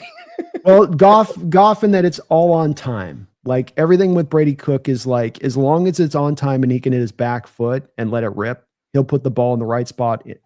Perfectly timed and all that. If it's anything outside of that, off script, the guy's not breaking open. You got to come back over to this read. It starts to kind of break apart really fast for him as a player. I mean, that's the real centerpiece point of them. Mm-hmm. Okay. I think I see what you're getting there, but I think when you start adding all those caveats, it's like, okay, I think at a certain point you kind of lose the comp a little bit, but I see what you're saying.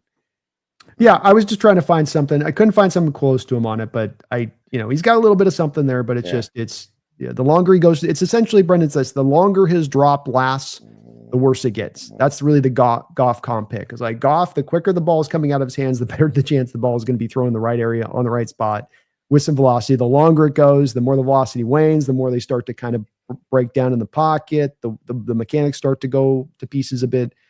That's really where the comp's at on it. Yeah, so inconsistent, stares down his throws a lot, doesn't make very good decisions, not very accurate. Pressure really eats him up. But he is the only quarterback in this class, other than maybe Milroe, that is like really athletic. Like he actually had some historically good combine results. He can fly for a quarterback, man. 1.53 10-yard split, 37-inch vert, 10-foot 8-inch broad.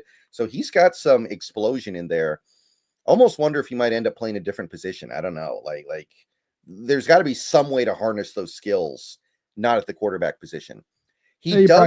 Go ahead. Sorry, no, you go ahead. My bad. No, I was just going to say he does have a big arm. It's just he doesn't know how to use it very well. So I don't know. There's a little bit of an injury history with him too. Past your high ankle sprain, wrist injury, he was fighting through with it. Maybe a guy to me could settle and be a backup. You bring him out, you simplify your offense down. That's the thing you'd have to do with him. And the legs are good. The problem is just that improvisational stuff isn't as clicked in. So it then holds him back from always being able to use his legs at his best because he just doesn't always have the timing or feel of right moments to do it. Yeah, to me, like, I don't think there's a big difference between Brady Cook and Jaylen Milroe, personally. Like, to me, it's like they're both, like, really talented, but they're probably not quarterbacks. Like, to me, like, I'd rather take Brady Cook in the 6th than Milroe in the 5th is the thing. That's my thing about it. Like, yeah, he's not good, but I don't know why Milroe is supposed to be a second-round pick and Brady Cook is supposed to be undrafted. I'll say that much. Yeah, I mean, the thing with, at least with Cook, is that if I script a play up and I open it up and I know he's going to make the throw, make it on time and put it in the right spot. With Milroe, it's like flip a coin, whether or not that ball is going to be where it needs to be. Mm-hmm. Right. Real quick, back with Curtis Rourke, though, just for a second here. Does it do anything for you that he was probably playing on a torn ACL last year? Does that shift you at all? I mean, maybe admittedly, I didn't go back and look at his 2023 tape to see where he's at. I like him as a quick delivery. He's got a quick delivery. He puts the ball in a good spot on that front of it, but he just looks to me like a little giraffe-ish out there moving around. And maybe it's just the torn ACL, but we come back to that thing of you got to have some mobility as a prerequisite now. And if you're just completely almost emptying your tank in the mobility side of things, even if you have sharp ball placement, even if you've got a really good delivery and a clean delivery at that, it still just to me holds you back too much to believe that you can ever be a starter in this league. And if we're looking at those guys as not having the starting potential, just backup, then you got to slide them down in that way to me in a draft, especially at 24 years old. Yeah. The age is a problem. And yeah, Brosner is currently projected to go undrafted on the aggregate, and I do imagine that he will. I don't know why anybody would spend a pick on him, so I agree. There's not much to talk about there. Yeah, it's just a guy. There's nothing jumps out. Some of these guys you get in that draft, and I'm doing this year as much as ever. Where it's like I'll watch them a little bit, but if I don't see it on the tape, I'm moving. I'm going to keep it moving. Yeah. Anybody else do anything for you in this class? Seth Hannigan, maybe. He's a 4-year starter. He's got a kind of a baseball. It's got Russell Wilson's, but over the top kind of delivery. And what's cool with that is he gives you some really nice like rainbow balls when he throws it, like Russ does on the deep balls, which is kind of cool with him. He stands tall in the pocket, delivers the anticipation, quick trigger, missing prerequisite arm strength to be an NFL starter. His mobility is average at best for a prospect. So the guy just kind of slides into that sort of 5th, 6th round range of things in this draft.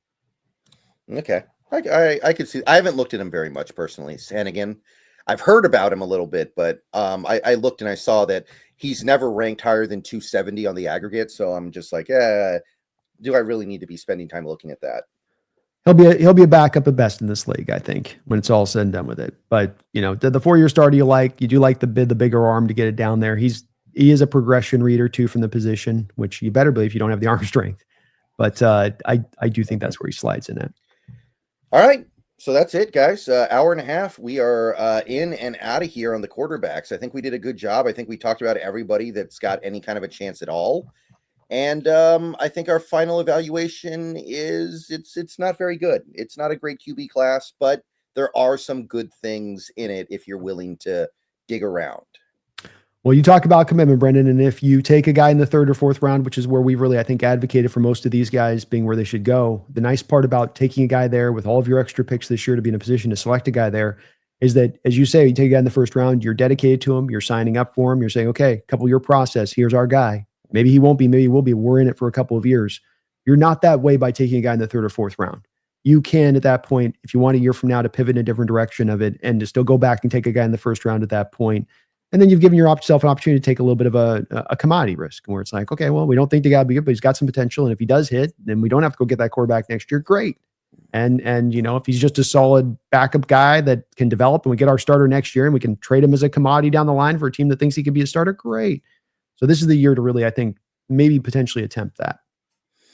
Yeah. So let's go ahead and wrap this up with just one final thing on these quarterbacks. So if you had to make a prediction, because you seem to think we're going to take a quarterback in this draft, who do you think we're getting and where are we getting him?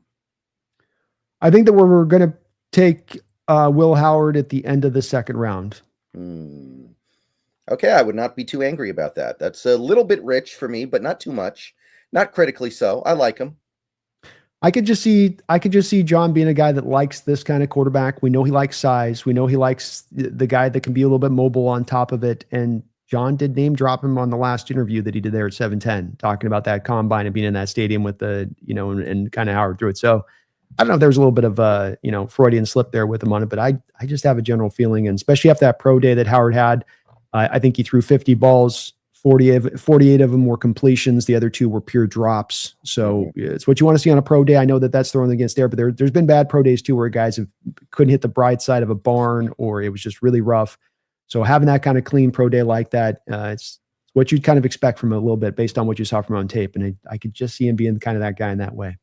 Mm-hmm. How about you? All right. I don't think we're going to take a quarterback. Oh, okay. I don't. I do like the Will Howard idea, though, for whatever that's worth. But my prediction is we don't. And I think that we load up for next year. We make a run at a quarterback next year. And I think if we do take a quarterback, it's going to be kind of a throwaway thing, like a 5th round pick on Riley Leonard or a 7th round pick on a Brady Cook or something like that. Yeah, I could see it.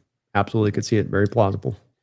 All right. So just so everybody knows, over the next month, the schedule for our streams is going to be very different because we have a lot of shows to do. I believe our next show is going to be on the 1st of April. So that's Tuesday. There are going to be sporadic shows throughout the next month. I know there's like one period where we're planning on doing shows on 4 consecutive days. So just keep an eye out on both of our channels for streams to go up. They're not all going to be on the same day. It's not going to be a once a week thing. We're going to go position by position in this draft, and we're going to make sure we cover everything we need to cover before the 24th. And yeah, it's going to be a really fun month, but it's going to be a very active month. That's right. We're coming at you with that extra B&B shows. So guys, lock in and get ready for it. And we're going to cover this draft end to end. And yeah, be back here very soon. All right, guys. We got a lot of draft capital this year. We got 5 picks in the top 100. Nobody else has that. We got an opportunity to go a lot of different ways. I think this team has done, at the very least, a decent job of making it so they can, for the most part, build for the long term rather than just trying to chase the one thing they need to win the Super Bowl this year. I don't know if this team is really thinking about trying to win the Super Bowl that much this year, at least not more than the absolute minimum that you need. So I think anything's possible, and we're just going to try to find the best players. Let's get the BPA. Let's find the guys that we know are going to be great. Even if we don't need them right now, we're going to need them down the line. So be ready to keep an open mind as we get closer and closer to this draft. Be ready to be open to just about anything happening. And let's just try to get as much talent on this team as we can. So I'm going to say it. I'm going to get out of here. And then we're going to see you guys again on Tuesday. So go Hawks. Go Hawks.